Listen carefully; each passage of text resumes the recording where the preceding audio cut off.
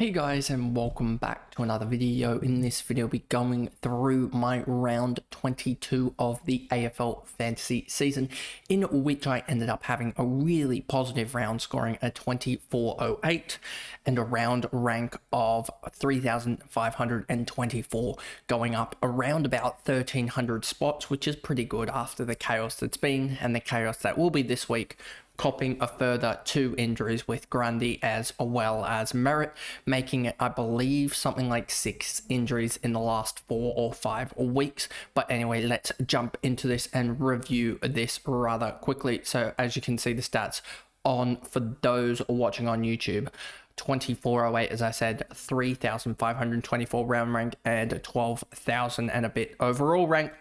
Wanganeen-Malira 118 from D1 did pretty well. My defense this week did rather well, other than Callum Mills deciding to not turn up in the second half with the 26.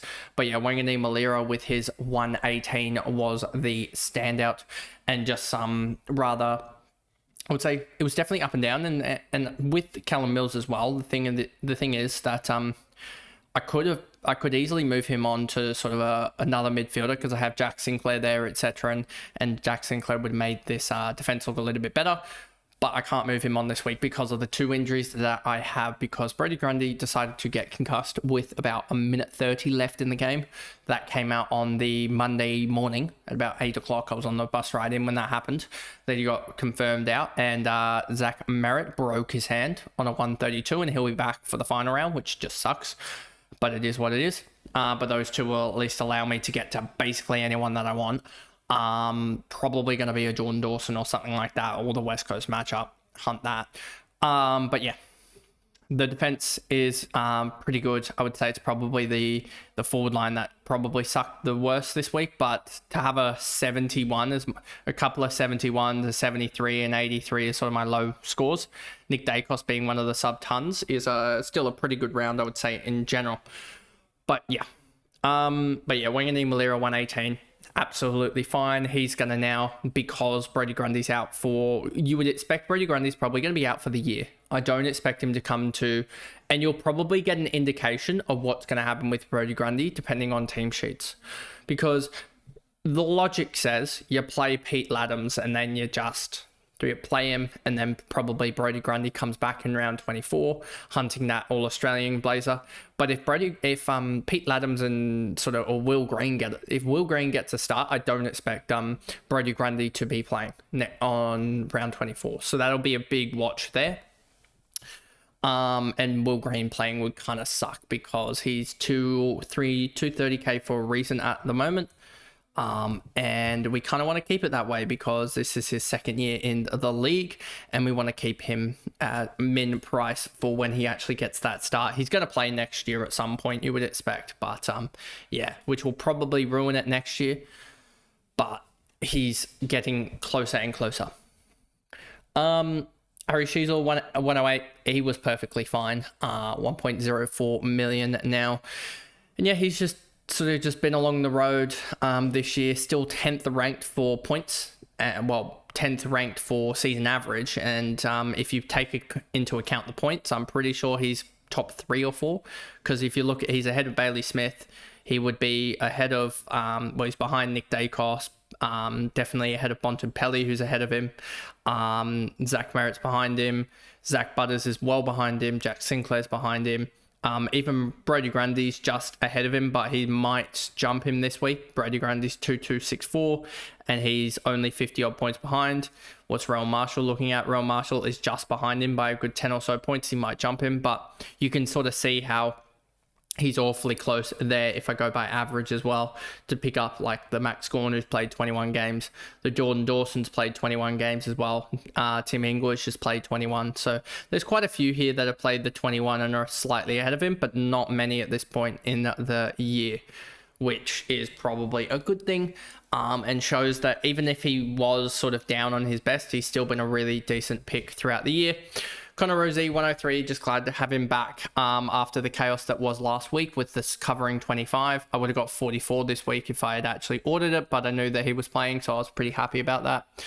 A 103 from Zorko as well, back to his best, or a semblance of his best. I really wanted to trade him out about here, or after this week, and he's gone 183 in the last two.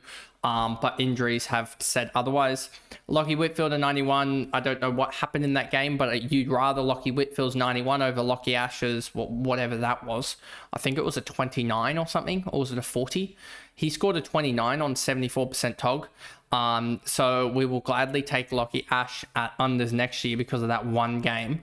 This one random game that he really should have scored better in. So yeah, that will influence his price by a solid 3 points or something dumb.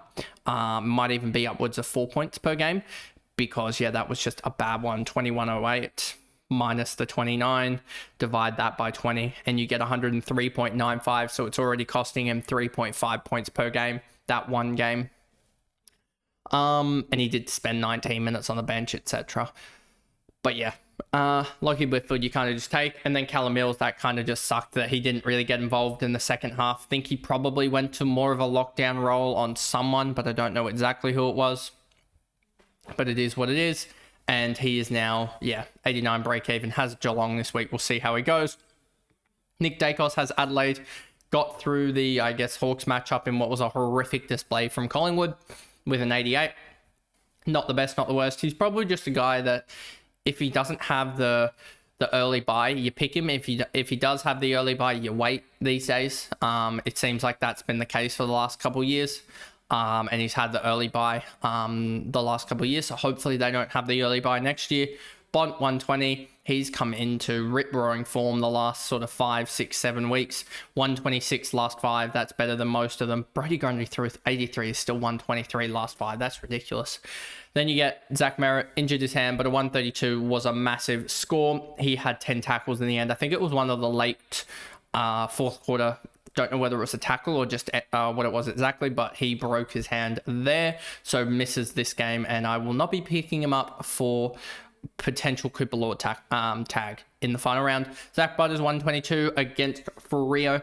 29 touches, 8 marks, 4 tackles. It was a dominant display by him in what ended up being a loss for Port, but a very close one, obviously, with the Alex Pearce goal close to the end of the game in the final minute or so. Jack Sinclair just dominated in a very, very high scoring game for St Kilda in terms of fantasy. They had Sinclair, they had Windhager, they had Rowan Marshall. Let's just actually look at last round for St Kilda. They had even Wangini Malira go 118. If we go to St Kilda, they would have also had, if we look at this, I can get rid of Ash here. You can see they had a 136 from Wilkie as well. They had the 133 from Windhager that I said, the 101 from both Garcia and Steele, and then the 98 from Hill and 97 from Charman. They had some monster scores. Even their rookie in the likes of Boxall went 74. So I had a 74 on the bench as well, which was huge as well. Just looking at this, Gross will be cheap next year. But yeah, Boxall was huge off the bench as well. And I almost considered taking that score. Could have almost taken it. If he'd gotten another sort of 20 points and gotten to that 95, I would have taken it probably over McCarthy. Potentially would have swung even out the likes of a Sam Darcy, who had a stinker against Melbourne, but's going to kick 6 against the Eagles next week, to be honest. So he will be fine, I think, in the long run. He's just sort of had those up, down, and around games, and and he's going to be priced unders anyway next year because of that 8. Like, that 8's going to take so much out of that 15, well, let's just take the 8 out itself. 1280 divided by 14 is a 91.4. So he's still 5 point unders next year anyway, and will be a league candidate to be sort of that, to be in and around that top of the line in the forward line next year anyway. So yeah, he's just, I think, someone that is just going to constantly be in and around the marker.